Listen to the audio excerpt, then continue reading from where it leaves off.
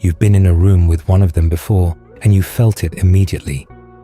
They didn't introduce themselves loudly. They didn't scan the room looking for approval. They walked in, sat down, and something shifted. People started orienting toward them without being asked. Conversations rerouted. The energy in the room reorganized itself around this one person who wasn't performing anything at all.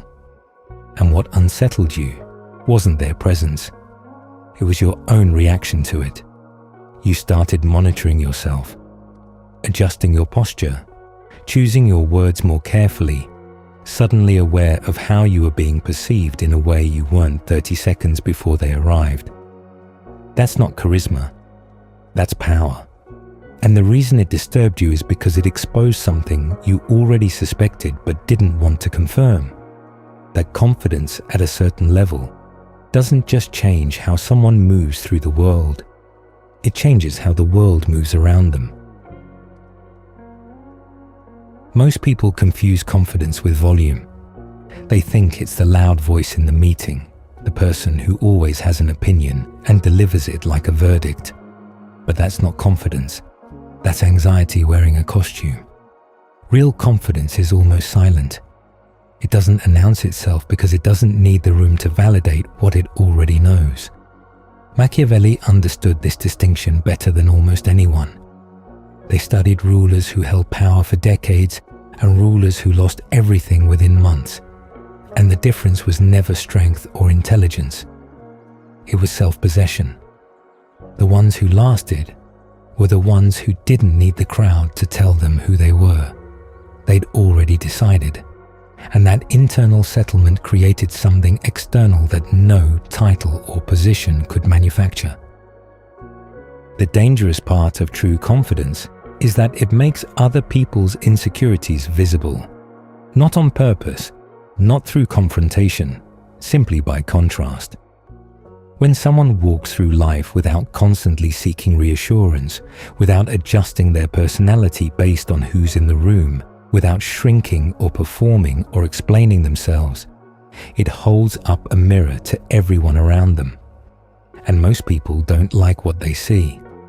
This is why genuinely confident people often make others uncomfortable in ways that are hard to articulate. You can't point to anything they did wrong. They were polite. They were measured. But something about their steadiness made you feel exposed. Because in their presence, you became painfully aware of all the ways you perform, accommodate, and shapeshift just to feel accepted. Machiavelli observed that people don't resent power itself. They resent being reminded of their own lack of it. This is the mechanism behind almost every act of social sabotage directed at confident individuals. The co-worker who subtly undermines them in meetings. The friend who reframes their success as luck. The family member who calls their self-assurance arrogance because that's easier than examining why it bothers them. None of this is really about the confident person. It's about what their existence forces everyone else to confront. And if you've ever been on the receiving end of this, if you've ever dimmed yourself because your steadiness made the room tense, then you already know the cost of other people's discomfort being treated as your problem. There's a mechanism that operates beneath every social interaction you've ever had, and once you see it, you can never unsee it. People don't respond to what you say. They respond to how certain you are when you say it. The exact same sentence delivered with conviction and delivered with hesitation produces completely different outcomes. Not because the words changed, but because people are constantly, unconsciously, reading your relationship with yourself. When you believe what you're saying, when there's no gap between your words and your internal state, other people feel it. They don't analyze it. They just trust you. And when there's even a slight crack, a moment of self-doubt, an upward inflection that turns a statement into a question, they feel that too. Machiavelli would call this the architecture of perception. And he'd argue that mastering it matters more than mastering any particular skill. But here's where most people get the lesson wrong. They hear this and think the answer is to fake it. Project more, speak louder, hold eye contact longer, force yourself into a posture of certainty until the room believes you. And it works for a while. It works until someone who is actually confident walks in, and the difference becomes obvious to everyone. Performed confidence is brittle.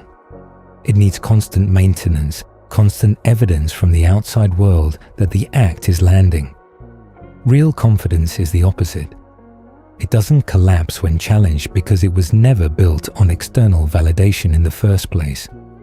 It was built on something much harder to manufacture, which is a genuine, settled relationship with who you are and what you're capable of, including your limitations. The reason truly confident people are dangerous is not that they manipulate others. It's that they can't be manipulated easily themselves. Most social dynamics run on a currency of approval, the unspoken agreement that I'll validate you if you validate me, and we'll both pretend this transaction is genuine connection. Confident people break this economy because they don't need your approval, which means you have no leverage over them. You can't guilt them into compliance. You can't use social pressure to bend their decisions. You can't control them through the threat of withdrawal, because they were never dependent on your presence to feel whole. That kind of immunity is rare, and it terrifies the people who have built their entire social strategy around managing other people's need for acceptance. This is also why confidence is so often punished in its early stages. When you first start setting boundaries, saying no without lengthy justification, making decisions based on your own judgment instead of consensus, the people around you will resist. They'll call you cold. They'll say you've changed, and they won't mean it as a compliment. They'll test your resolve with guilt, with silence, with the threat of withdrawal. And this is the moment that separates people who become genuinely confident from people who retreat back into performance. Because the pressure isn't a sign that you're doing something wrong. It's a sign that the people around you built their comfort on your compliance, and you just stopped paying the toll. Machiavelli wrote that it is better to be feared than loved if you cannot be both. Most people read that as cruelty. It isn't. It's a recognition that love built on people-pleasing isn't love at all. It's a transaction, and when you stop paying, it vanishes, which proves it was never real. Fear, in this context, isn't about intimidation. It's about respect, the kind of respect that comes from knowing someone will not bend just because bending would be easier. The kind that comes from watching someone hold their position calmly while the room pressures them to fold. That steadiness commands something that likability never will, because likability can be withdrawn the moment you stop performing.